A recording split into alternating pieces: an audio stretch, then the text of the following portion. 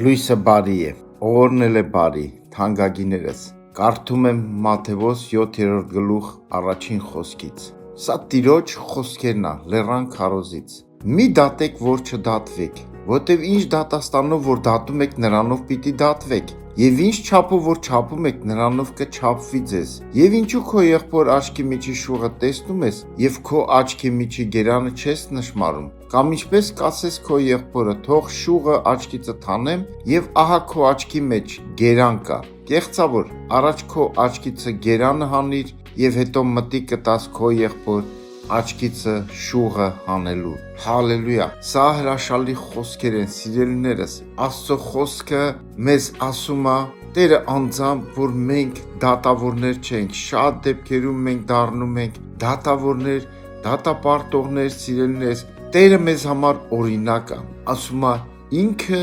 դատը հանձնում էր արդար դատավորին։ Կամ մեկը, որ վերջում արդար դատը անելու, սիրելիներս։ Եկեք մենք հանձնենք, մենք բոլորս էլ ունենք տկարություններ, սխալներ, սիրելիներս, եւ եթե մենք կարողանանք մեր միջի աչքի գերանը հանել, ուրիշի աչքի շուղը հեշտ կլինի, սիրելիներս, կարիք չկա մենք որ սկսենք ուրիշի աչքի շուղը հանելու։ Հենց մենք մեր աչքի գերանը հանեցինք, մեր դիմացինը կտեսնի, որ մեր գերանը հանում ենք, ինքը իր աչքի շուղը մի անգամից կհանի եւ ամեն բան լավ կլինի։ Եկեք ամեն բնագավառներում լինենք օրինակ, Տիրոջից օրինակ վերցնենք, որ երբեք ու երբեք դատող ու դատապարտող չլինենք։ Դա հայտնվում է մեր կյանքում եւ մենք սենց զբաղված ենք ամեն օր սրան նրան դատելով, բամբասելով,